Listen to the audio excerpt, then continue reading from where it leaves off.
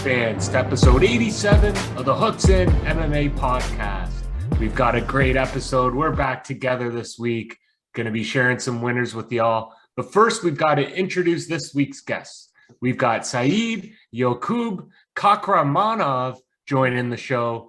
Zoni's talking to him out of Kazakhstan there. Great little prospect, someone to keep an eye on in the bantamweight division. So make sure to stick around for that interview after Easy Lines. So let's get ahead of that book. We've got UFC on ABC 3, a really stacked card for a fight night. Ortega versus Yair Rodriguez. We've got some great little prelim fights. We're going to be breaking them down for you. So without further ado, let's hand the mic over to Z-Balls and get ahead of that book. Yeah, thanks, Karan. So excited definitely to be back here for another Easy Lines episode. Hope you all have been continuing to have success at the Cashiers. We've had a few weeks off and are definitely ready to continue our success here in 2022. If you hopped on our tail for our last episode picks, you certainly had a winning night at UFC 275, where we took Yuri to win and the over as well. We also had Valentina by decision plus 120. So our main picks did go 3-1 that night, with our value pick being Glover late round finish. Again, mainly on the over that night in that particular fight. So in 2022, we're carrying a 27-16 record, 63% winning percent there. Overall career stats sitting at 175 wins, 111 losses, and a 61% winning clip. So our 2022 performance has been helping our average there. We've been improving. Still, our goals are not met. We're still looking to hit that 70% win rate here in 2022. Main event fight, though, amazing bantamweight fight between Brian Ortega and Yair Rodriguez, both vying for that number one contender spot, with Rodriguez certainly, or I believe at least likely to get the next crack here at Volkanovski should he win this Saturday night. The bookmakers and bettors are leaning on Ortega here to win this one, as he comes in as a slight favorite at minus 170, with Yair, of course, being the underdog plus 140. Currently on Bet365 Tuesday night here. I'll start off by saying that this is a very tough fight to call. If they were to fight 10 times, I could see it going potentially 5 each here, but there is one fighter I am leaning on here to win 6 or 7 of those matches, and that is Brian Ortega. So I do agree with the odds here mainly. I don't see a ton of value there at minus 170, although I am taking him to win the fight here, as although Yair is quite dangerous himself. Tail of the tape though, Rodriguez taller at 5'11", Ortega 5'8". Yair will also bring a 2-inch reach advantage into the fight as well. Yair will look to utilize his size advantage and his seemingly striking advantage. Well, yeah, certainly I would say all-encompassing striking advantage here with his long kicks and combos.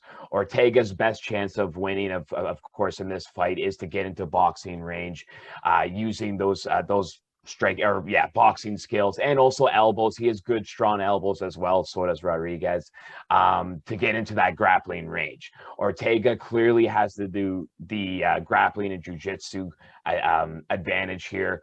Of course, his nickname is T-City, right? He has his triangles. He's ended many UFC fights with different chokes and submissions and whatnot. So Yair is, but Yair, if he's smart, is going to stay away from this, right? He's going to want to stay in his kicking range, really use those leg kicks and slow him down.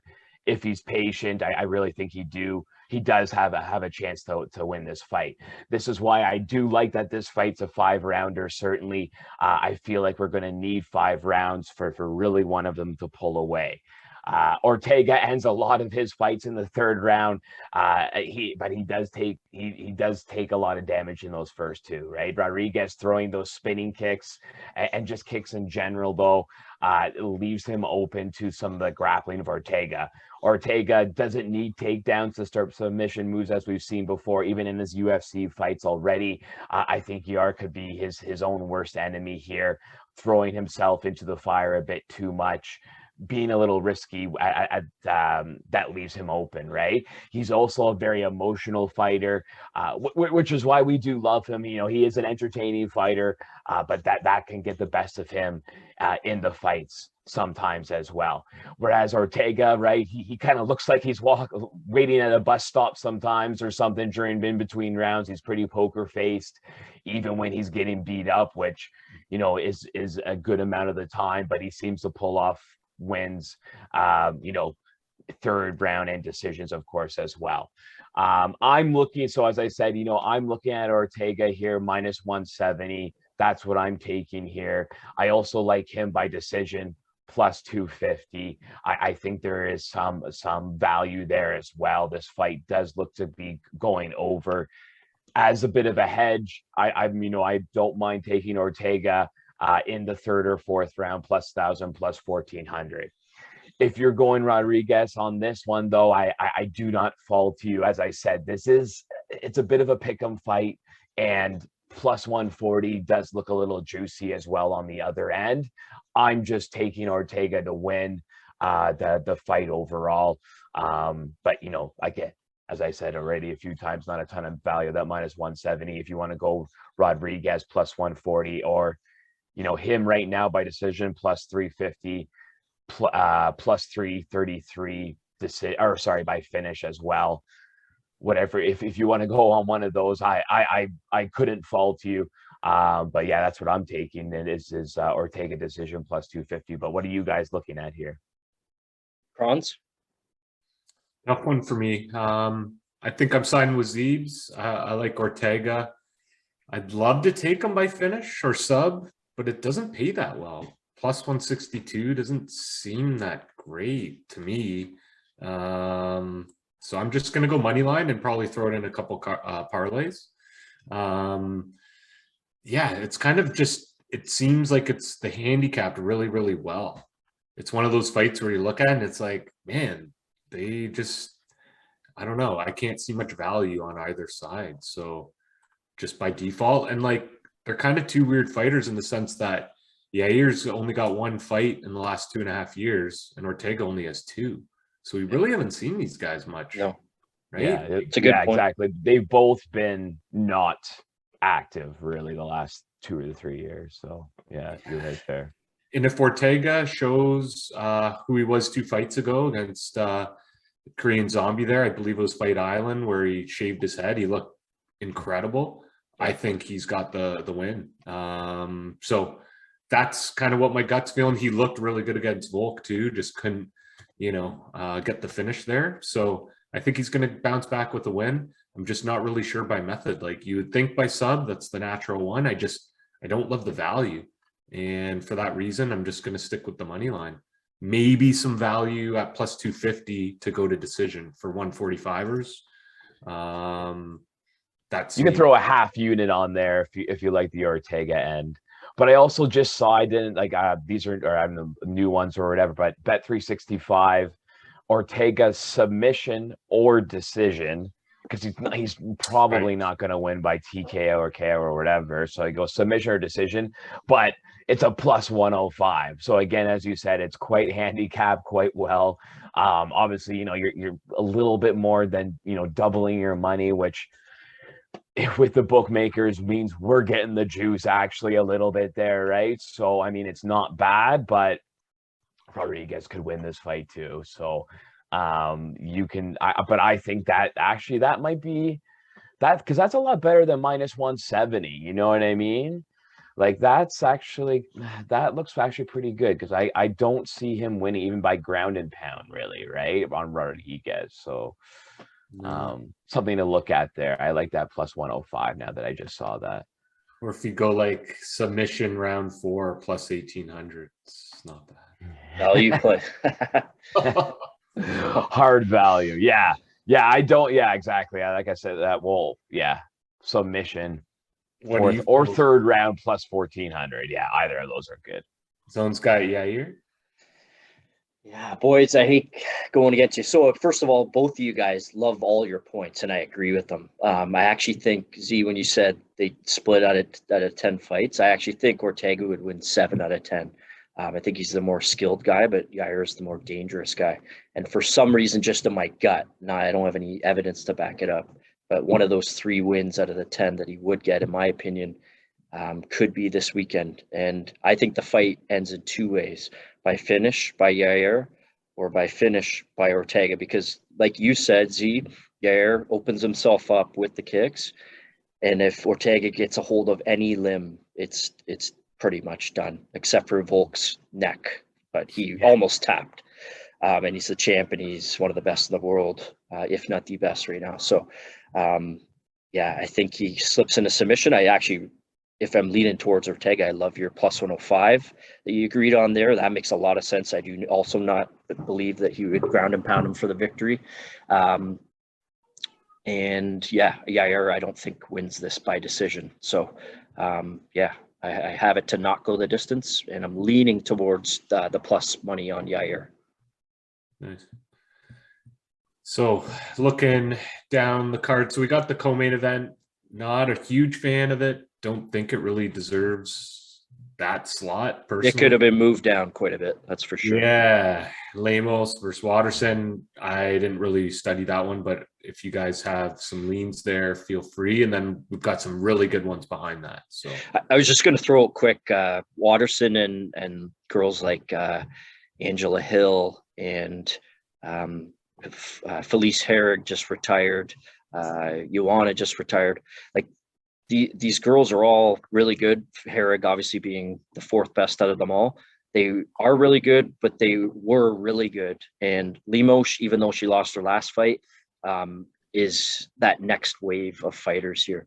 So I didn't even check the lines, which is probably a better thing because it won't influence me as much. Heavy favorite. Heavy favorite for Lemos.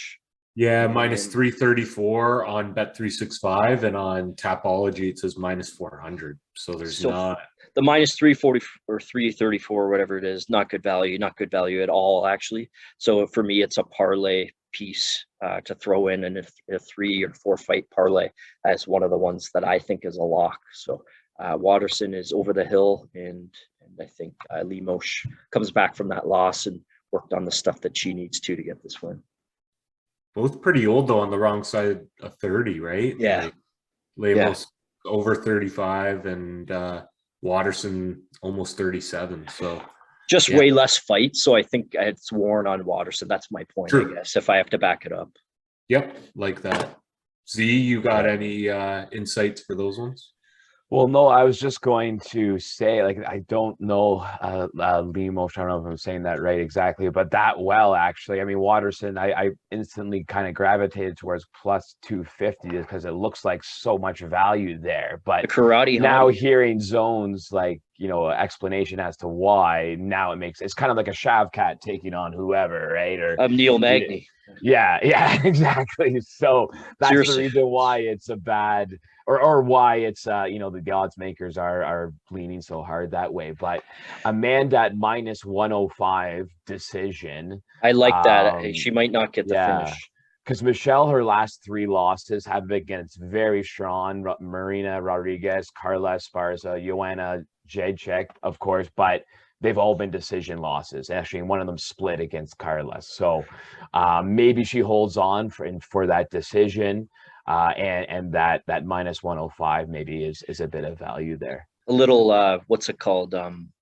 Hedge boy here is Waterson by decision. I could see her maybe outpicking her from the outside with her kicks. Just not a very exciting fight. Definitely not co-main worthy, like Kron said, for a decision. So plus 400 for Waterson if you want to lean towards her strength of schedule that you just mentioned. Yeah. Just one weird kind of stat too, maybe people aren't aware. This will be Lemos's 4th fight in under a year, under 12 months. And Waterson hasn't fought within a year. Last time she fought was last June. So very valid point to bring at up. that age, that mid-30s, wrong side of 30 age, I really think being active and going through those multiple camps could be the X factor, and that could be playing into the why line. That line is so heavy. So agreed. Probably not one you're going to be single betting, but could be a nice little sprinkle in a parlay or two. Unless a Waterson decision, that's possible, and I like the value for how possible it could be. That actually is decent. Plus 400. That's 5 times your money. That implies what, 20% chance? Yeah. So for me, Lemos goes in a parlay of 3 or 4 fights for me, and Waterson maybe you only have to do one, like a single bet or maybe a 2-fight parlay because of the value. So yeah. So moving on down, we have the Leech and Salikov, I believe. Muslim Salikov coming in. The guy that's not been very active now that you bring not being active up. Yeah, I mean, and then we've seen the Leech obviously last time out going against one of the toughest opponents in the entire UFC, if not the world, Hamzat. So yeah, who you guys feeling here? This one I think could be a sneaky one that maybe people don't know their names, but could actually bring the heat. Yeah. Yeah, you go ahead there, Zone. I was just gonna say he's fought once in 2 years, Salikov. So he's always hovered, not always, but pretty much since he's been in the UFC, around that just top 15. So he's that good, he's that skilled. But I think the power and the craziness might, if Lee, obviously he went back and he worked on his takedown defense after fighting Khamzat, and that's my only method of Salikov winning.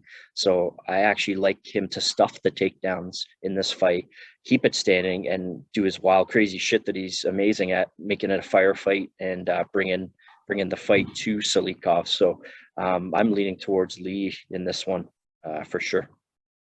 Like that. Nice little value, right? Plus 140. If we are going your method gets the finish, plus 275. It's not bad. Not at all. Yeah. And that's when you can go single and get a nice return, right? Yep. Close to 4-1. So not bad. How about a 2-fight karate hottie by decision and Lee by finish? Yeah. There's like 10-1, 12-1 probably. Type it in.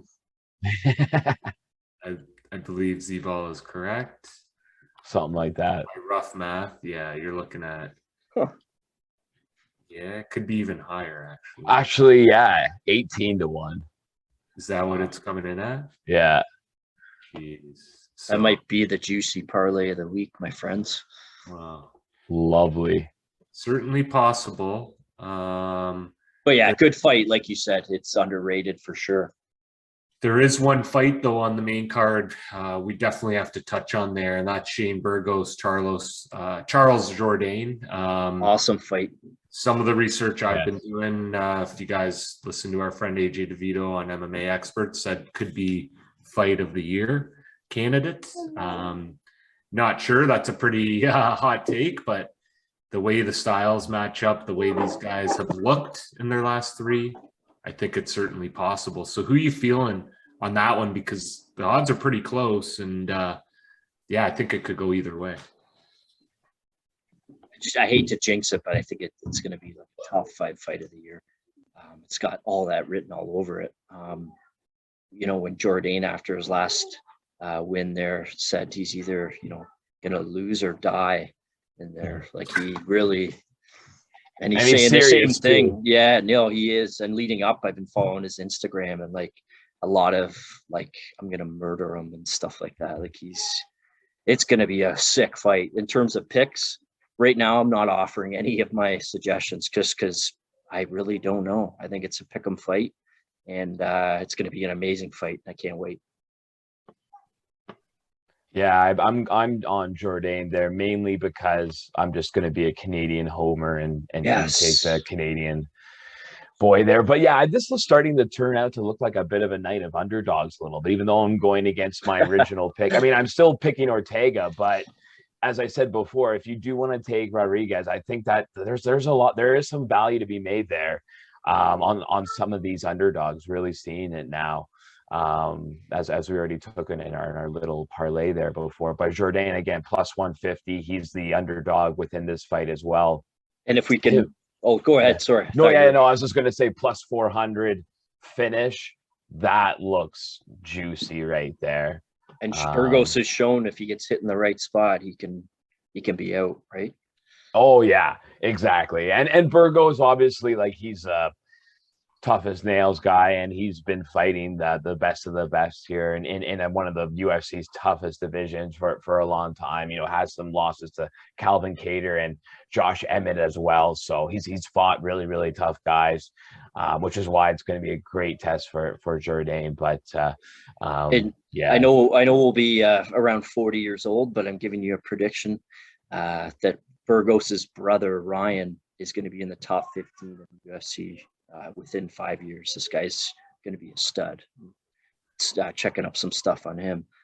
In terms of the actual fight, yeah, I'm not offering any suggestions, but I did want to say one thing. Burgos is ranked 14, and we haven't had a lot of Canadians inside the top 15 throughout the UFC recently. That'll bump him up to around, he might take his spot at 14 or bump up to 13-ish, something like that, which sets him up for that fight that he called out Edson Barboza on. If he can win this and fight Burgos, then Barboza, that would be fucking awesome, and 2 sick fights. So hope that happens. Absolutely. And just for our fans too, like, be aware, this fight's slated for 2:30 Eastern on Saturday. So it is an early card starting at 11. Looks like Ortega and Yair's 4:30 p.m. So this is one you want to circle, Burgos Jourdain. So 2:30 in the afternoon. Nice little matinee. And just a quick stat on Charles too. Guy's only 26 years old, and this is going to be his 9th UFC fight. Yeah, That's a lot of volume for being relatively young and already a veteran, and he's mid-20s. That's impressive. Yeah. So sign with Z's there. I love the Canadian flair, and hopefully can crack the ranks here. And you know what? Plus 150 is nice little value on Moneyline too. So yeah, really excited for that. Zone's one of his favorite female fighters, Lauren Murphy, is squaring off against a legend in Miesha Tate. Miesha's dropping down a division here. How you feeling about this one and how it ends up? I think Miesha's taken this.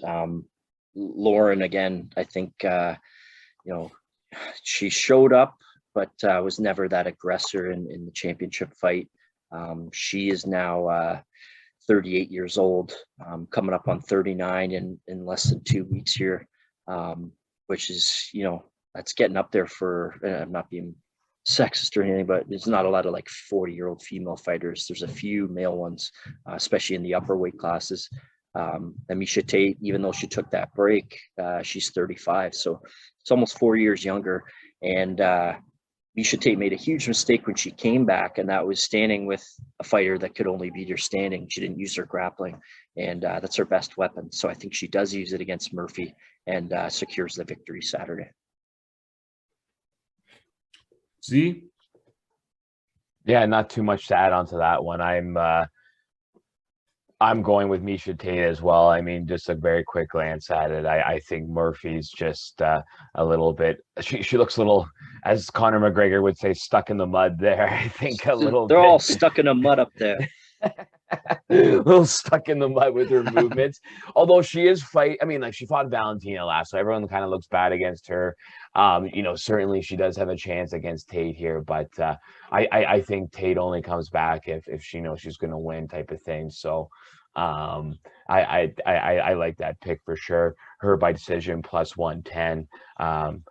Again, whenever these bookmakers are giving you the juice, or are giving you in these like seemingly 50-50, or maybe not 50 in this particular, actually, yeah, 50-50. I mean, in terms of the decision itself, right? So plus 110, anytime they're giving you the juice there, I like that. Yeah, what are you thinking, Kron?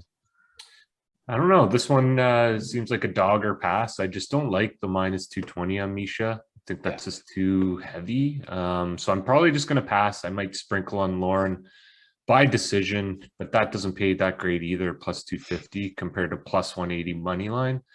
So yeah, probably just pass it, maybe a sprinkle, but you know what? Maybe the over too, actually. I didn't check that. Probably doesn't pay well, but let's see. Over, oof. No, doesn't pay. Minus 334. Terrible. Gonna pass. But I will tell you one I'll be putting money on, and that's Ricky Simon versus Jack Shore, the Welshman. Big prospect here coming out of Wales.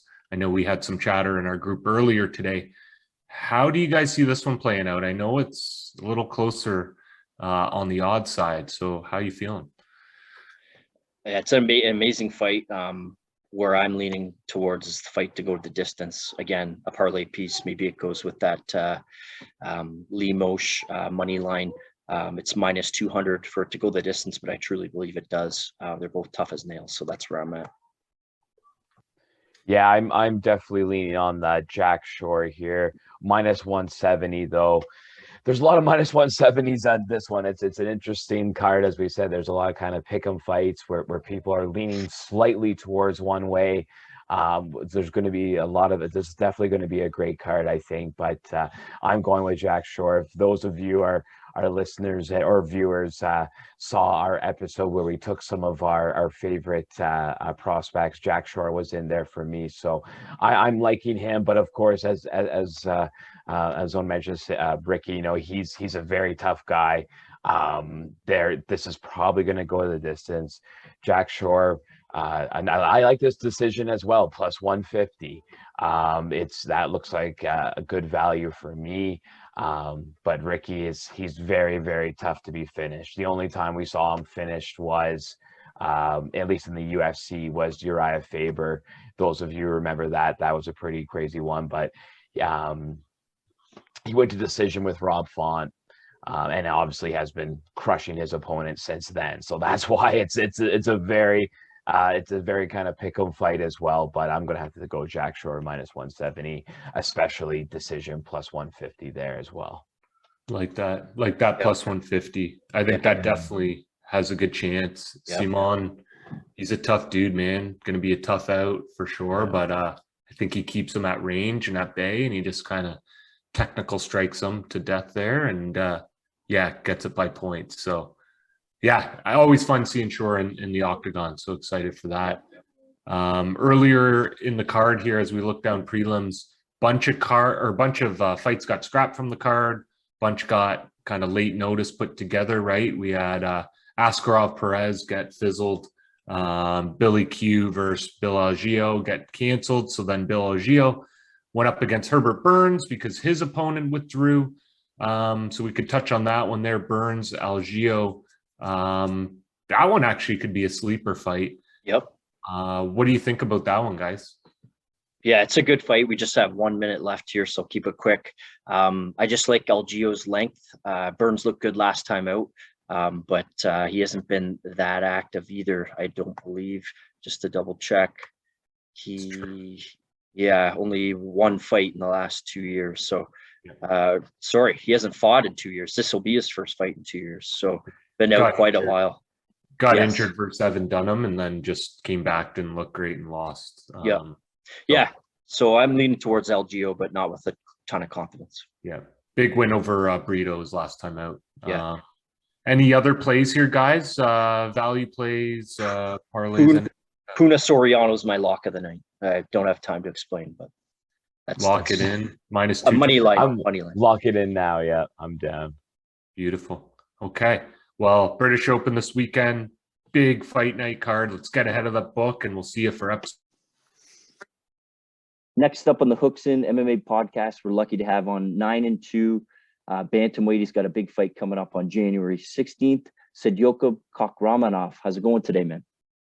I'm good. Thank you very much. Thanks for having me here. No problem. We're thankful for that too. So just speak to, your experiences growing up. I believe it was in Uzbekistan, if I'm not mistaken, and what ultimately got you into MMA? Well, growing up in Uzbekistan, just regular life. Just going to school, going to training since I've been like 8 years old, Like 8. Yeah, I started training at 8. Like I started competing at 9. Just regular, like, just basic, just hard life. I mean, I guess, just grow up just fighting and, walking to school, coming home, going to training and, coming home, going back to training and, coming back home and getting my ass whooped by brothers, uncles, And then eventually I did that until I was 14 and I escaped to America. And then same thing here. As soon as I came to America, the first thing I learned was there was sports in high school, Yeah. which is benefits, which is I was like, wow, that's nice. And then they also told me that if you're really good at it, you can go to school for free. I was like, bet. Yeah. That was good. That was a good deal for me. And then I mean, I did okay in school, and then I did went to college for free, like I wanted to, like for wrestling scholarship. But I did only 1 year. I've been just working hard every day in the gym. I'm just basic boring life.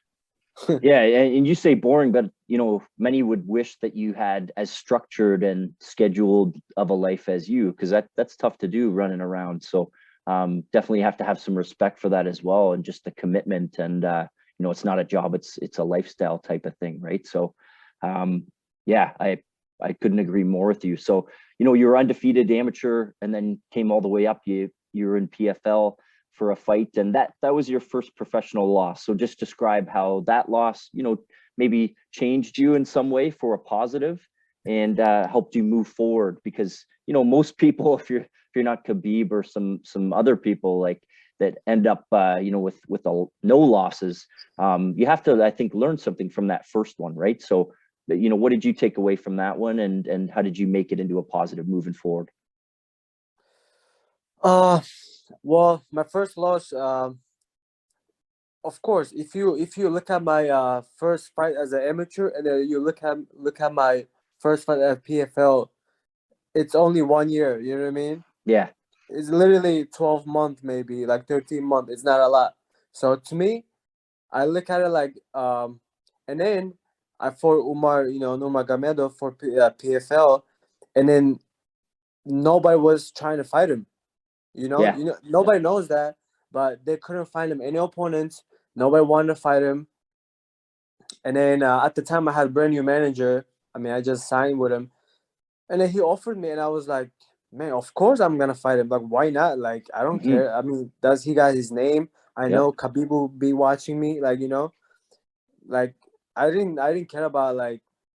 I mean, I wasn't scared to lose. Like, you know what I mean? I didn't even think about losing. I knew I was. I kind of believed in myself too much. I thought I was gonna beat him. I thought I was better than him. Yep. Yep. But do I still think I'm better than him? Yeah. Um, that loss, man, that it actually opened up my eye. Like, I had to realize a lot of shit. Like, I was like, man, this was a hard fight, and this guy's really good. And then still to this day, I look back, and then I don't think I did bad against him. Just training MMA 1 year, Yeah, the it's kid was unbelievable. already like 11-0. He was like amateur world champion, lots of fucking experience. I was brand new in MMA. Okay, I come from a like grappling background, like but not high level. You get it? Yep. There's levels to every sport. What I did was high school wrestling. You know where the level stands at. New Oh York, yeah. New York State wrestling. That's what was my level at. I was never world class. I was never none of that. But I still win. I did good against him. I lost decision, and then I grew from that. I mean, that opened up my eye. I just had to realize few stuff, and I had to make some changes in my lifestyle. Make some changes in training, make some changes in coach, and just people around me. That's like when I really realized it, that I really, really want to do this shit. I really Yeah. want to do this after I lost him. Like, it was actually a win for me. Like, you know what I mean? Maybe on my record it's a loss, but to me in life, like, it was a win for me. I mean, since then I'm here now. I'm in the UFC within 5 years. I think it's unbelievable. I think there's very, very few that climb this quick, with the amount of training you've had and your experience all within that 1 year, like you said. So it's fantastic, and it's really helped you grown here. You can compare your story to the game of life, and how you're going to have some bumps and bruises along the way. It's how you bounce back from that, and that's exactly what you've done. You built yourself up a very nice win streak here, and obviously you can make it 4 in a row in January. So you are fighting Brian Kelleher, and just wondering what you think of him as an opponent and how you stack up against him. Well, as an opponent, I think he does. Every other opponent, they do create any challenges. As an opponent, I look at him. He's just another. He's like a 500 fighter. Like, he's a dangerous fighter because he's a 500 fighter, because he has nothing to lose, and he doesn't give a fuck about losing or winning. He's gonna just come, try to take my head off, and then he's trying to get paid. But that don't faze me. Like, I seen Brian Kelleher's 100 of them. Like, it's nothing new to me. Like, he has more fights in the UFC than I have in my career. You know what I mean? He's a good fighter. Like, he has a really, I mean, every single person in the UFC is a good fighter, I think. I don't think there's a bad fighter than in the UFC. I mean, there's few cans, but it is what it is.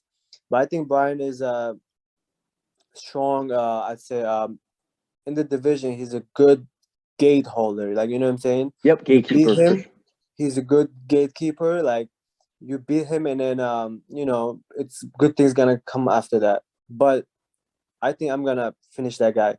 That's how I see it. Yeah, and I think with your IQ, and you can tell in the way you talk, right? You're gonna find a mistake along the way, and because he's so risky on offense, you're gonna, I think, find that spot. And I like your chances, and I like that you said that. We finish off with a between round segment, so it'll be 1 minute. I'll ask you a question, and just whatever best answer you can give, kind of rapid fire. Okay. All right. What's your favorite spot in Uzbekistan that you would tell someone who hasn't been there before to check out? I would say the Registan, where the old castle, like we have a castle out there, which is older than Rome. You know what I mean? That's pretty cool.